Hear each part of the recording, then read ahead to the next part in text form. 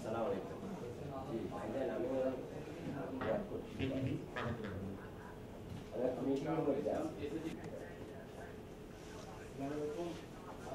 আমি এসএম আদনান উদ্দিন, দৈনিক পাবনা চেতনা। প্রবেশ শাহ কাশ্মীর দৈনিক কালের ভাষা। পলাশ হুসাইন, দৈনিক জনবাণী। সময় টেলিভিশনের ক্যামেরাতে কাজ করি। আসসালামু আলাইকুম, আমি ফজলুল পাবনা শুরু করতে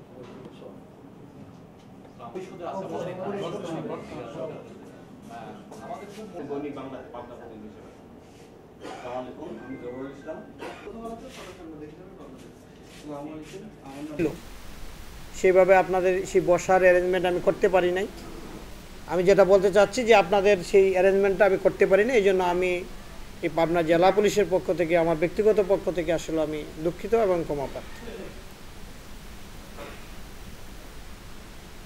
আমি অত্যন্ত আনন্দিত এবং গর্ববোধ করছি যে আমাদের আহ্বানে আপনারা আমার সাথে, আমার যারা সদস্য আছে বিশেষ করে আমার সাথে আপনারা মত বিনিময়ে অংশগ্রহণ করেছেন। আপনারা জানেন গত পরশুদিন 8 তারিখে আমি যোগদান করেছি।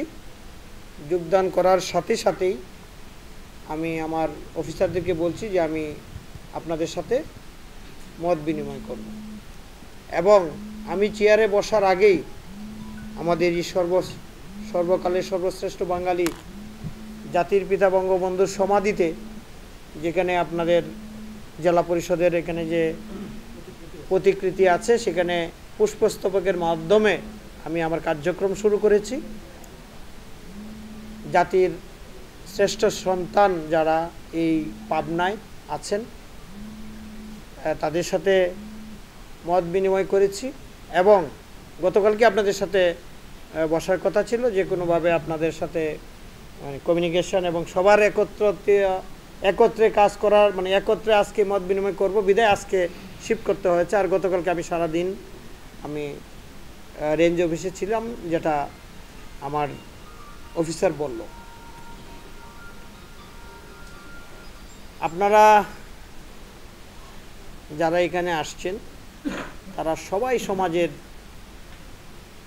বলা হয় যে পুলিশ এবং সাংবাদিক, তারা যদি একত্রে কাজ করে সমাজের অন্যায়, অবিচার, অনিয়মগুলো তুলে ধরে আর সেই অনুসারে আমরা ব্যবস্থা নিই, তাহলে নিঃসন্দেহে সমাজে শান্তি বিরাজ করতে বাধ্য।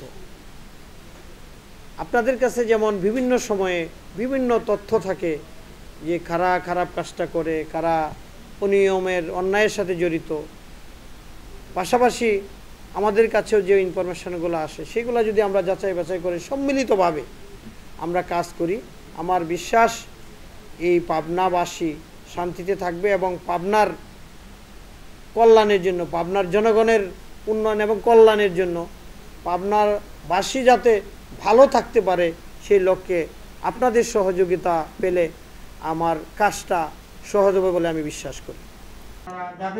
যাদের হয়ে কাজ করেন যোগাযোগ করলে তো বুঝতে পারবেন তাদের সাথে আমার একটা সম্পর্ক না, একটা সুসম্পর্ক বিদ্যমান আছে। এটা আজকে এখান থেকে বলবে যে আচ্ছা আশা ওদের সাথে তো কাজ করে গেছে। আমি চেষ্টা করেছি বজায় রেখে আপনাদেরকে বিভিন্ন যে তথ্যটা দেওয়া দরকার সেই তথ্যটা দিয়েছি, এবং আপনারা আমার মাসুদ বলেছে আমি ডিসি গুলশান ছিলাম, এডিসি গুলশান, ডিসি মতিঝিল, সবচেয়ে ঢাকা শহরে দুইটা ভাইটা আপনারা পাবনাবাসী যারা আছে শুনেছি আপনারা যারা কাজ করেন এই সংগ্রাম করতে হবে, অত্যন্ত পজিটিভ, রুচিশীল এবং পজিটিভ অ্যাটিটিউড আপনাদের আছে। আগে বিভিন্ন ধরনের প্রেরণ পদ্ধতি ছিল, এটা অনেকটাই যে পুরোপুরি নির্মলতা নিয়ন্ত্রণে আছে, সহনশীল পর্যায়ে আছে। সেই লক্ষ্যে আমরা আরো যাতে ভালো করা যায় সেই লক্ষ্যে আমরা কাজ করি।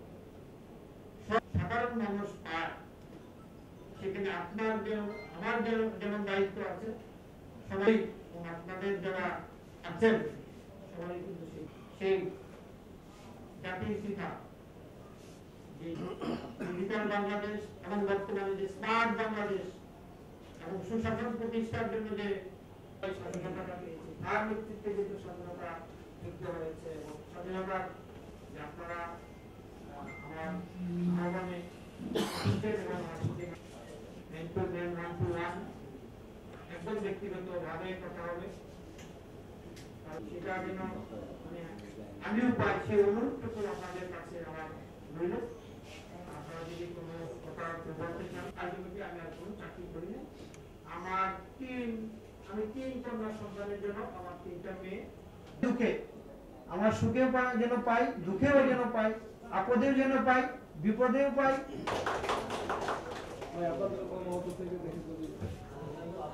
খুবই খুবই পরিচয়, খুবই কাছে এবং আমাদের সাথে অত্যন্ত সুসম্পর্ক পাবে। তো বলছেন বলবো একজন বলুন আপনি, তারপর সিনিয়র সাংবাদিক এখানে বলতে পারছেন, সেক্রেটারি আছে। তাহলে বলেন আপনি তো ভালো উপস্থাপনা করেন, মানে আবার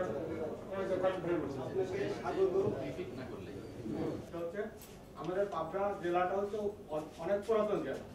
এই জেলা আসলে তুলনামূলকভাবে রাখছে যে আসলে যান চলাচলে তো বিঘ্ন ঘটে এবং সাধারণ পথচারীরা এই রাস্তার মাঝখানে বলেন আমাদের আমি আবুল কালাম আজাদ কাজ করি আর্থিক। আমি একটু সংখ্যার কথা বলবো।